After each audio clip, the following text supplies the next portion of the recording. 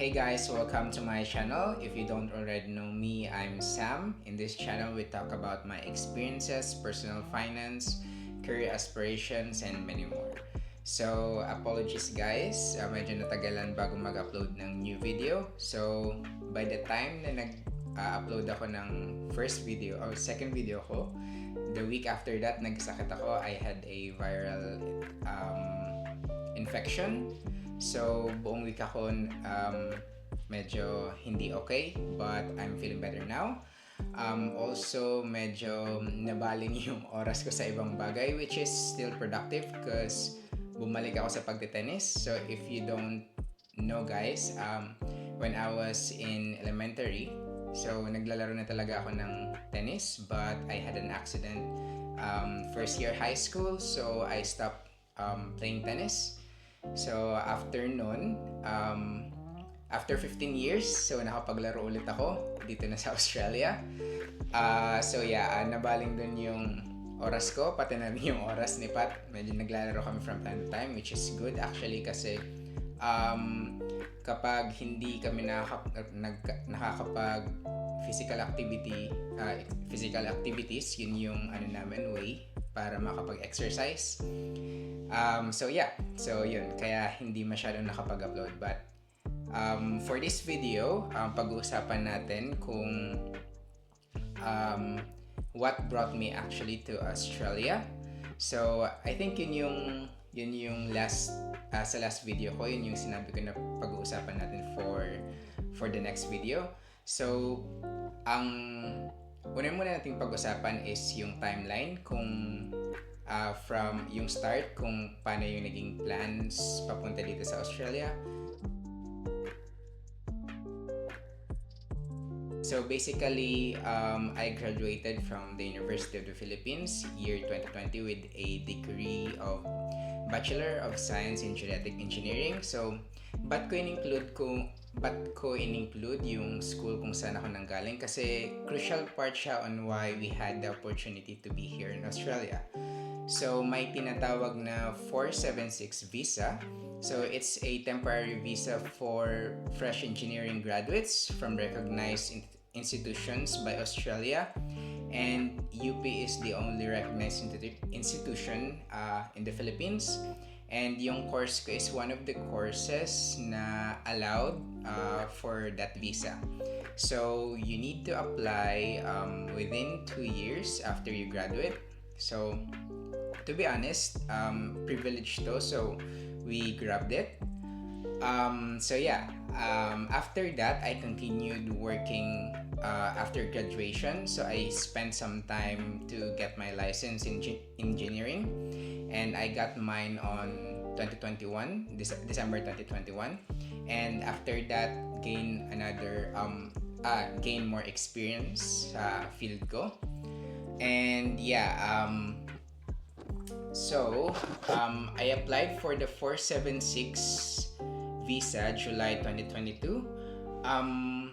Weeks actually before the 2 years after graduation. So, actually, kasi may expiration yun. So, after mo graduate, dapat makapag-apply ka within 2 years. So, ako, nakapag-apply ako 2 weeks before may expire yung 2 years na yun. So, the main reason actually why I applied for this visa is because of my longtime partner, si Pat. So, she was the one who really wanted to explore and advance her career abroad. And I am so lucky for her that she encouraged me to apply also. So, November 2022, recap. So, nag-apply ako ng visa July 2022 and na-approve siya November 2022.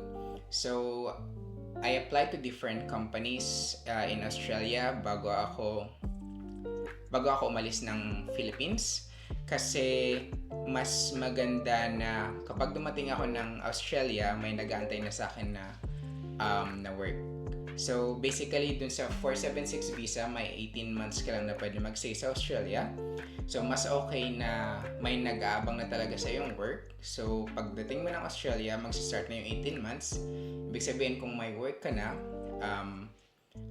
mas masusulit mo yung 18 months na yun. then you can apply for other visa na pwede mag-extend ng stay sa Australia. So, as I mentioned, I applied to different companies in Australia, and I got an opportunity to work in an engineering company in Newcastle, New South Wales. And actually, I resigned 4 months after kasi kailangan ko lumipat ng Mount Isa kung nasan si Pat, kasi nabigyan siya ng 482 visa, which is a skilled visa. Nakalimutan ko yung term. Pero so yung visa na yun, 482 visa, it gives her 4 years to work in Australia and ako as her dependent. So yung visa ko ngayon is dependent sa visa ni Pat. So kaya ako may 4 years din ako to stay here in Australia. And nakalimutan ko pala banggitin. So I arrived in Australia December 24. So just before Christmas, I arrived in Brisbane. So after that, tuloy-tuloy na. So ngayon naka 482 visa kami. So hoping na ma-approve kami or maasikaso na namin yung sa permanent residency, which is yung primary applicant actually is si Pat. So sana ma-approve kami for that. So I think that's all for now. Sana may napulot kayo sa video na to. So apologies again for taking so long sa pag-upload ng new videos, but hopefully we can upload every week. So for the next video, I'm not really sure kung ano yung magiging topic natin, but stay tuned. So support my channel by liking the video and also subscribing to my channel. And see you next video. Thank you so much, guys. Bye-bye.